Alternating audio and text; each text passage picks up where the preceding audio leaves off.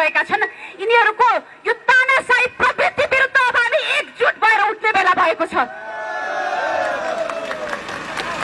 सरकारको यो स्वेच्छाचारी प्रवृत्ति अति नै भयो।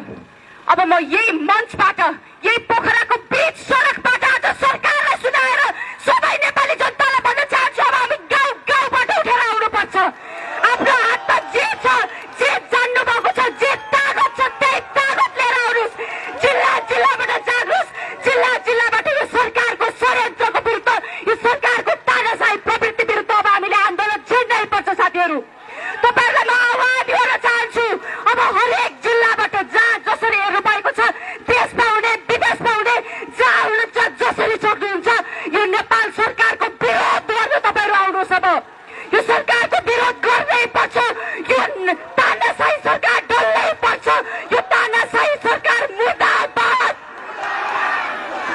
जिल्ला जिल्लाबाट यो सरकारको विरोध गर्नको निम्ति, यो सरकारको षड्यन्त्रको विरुद्ध तपाईँहरू उठेर जाग्नुपर्छ। यो मञ्चबाट आज हेरिरहनु भएको आम नेपाली जनता र सबै देश विदेशमा हुनुभएका सबै नेपाली जनतालाई म आह्वान गर्न चाहन्छु, भोलिबाट हामी यो देशमा आन्दोलन गर्दैछौँ। जिल्ला जिल्लाबाट उठेर आउनुहोस्।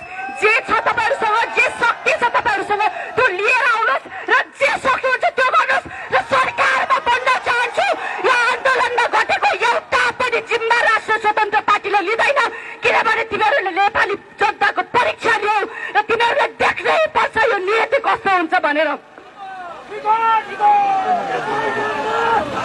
यो अति भयो।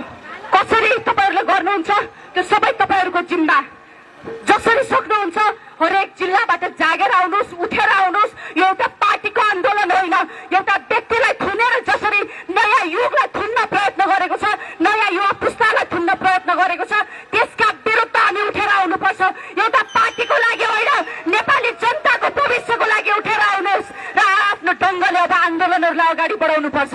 भोलिको तयारी र अबका दिनका रणनीति के हुने भन्ने सवालमा अब हामी गएर केही तयारीहरू गर्छौँ। हाम्रो तर्फको तयारी आफ्नो छ, तर तपाईँहरूले पनि आफ्नो तयारी गर्नुहोस्। यो आन्दोलन हो। यो आन्दोलनलाई जुन सरकारले कम आकलन गरेको छ, यसको नतिजा भोग्नै पर्छ। यो तानाशाही सरकार डल्नै पर्छ। प्रधानमन्त्री मुर्दाबाद। प्रधानमन्त्री मुर्दाबाद। गृहमन्त्री मुर्दाबाद। नेपाल सरकार मुर्दाबाद। तपाईँहरूसँग धेरै समय छैन। गाउँ गाउँबाट उठ्नुहोस्, जिल्ला जिल्लाबाट उठेर आउनुहोस् र भोलिदेखि यो देशमा आन्दोलन हुनेछ। यो आन्दोलन शान्तिपूर्ण आन्दोलन थियो, तर तिमीहरूले हामीलाई यो तहसम्म जिस्काएका छौ। तिमीहरूले देख्नै पर्छ नेपाली जनताले चाहेको के हो भनेर। आजसम्म एउटा संयम नेताको हैसियतले यो पार्टीलाई संयमतातर्फ हामीले डोराइरहेका थियौँ। अबको जिम्मा हामी लिँदैनौँ। राष्ट्रिय स्वतन्त्र पार्टी मात्र होइन, यो देशमा नयाँ विचारलाई थुनेकोमा आम नेपाली जनता दुखी छन्।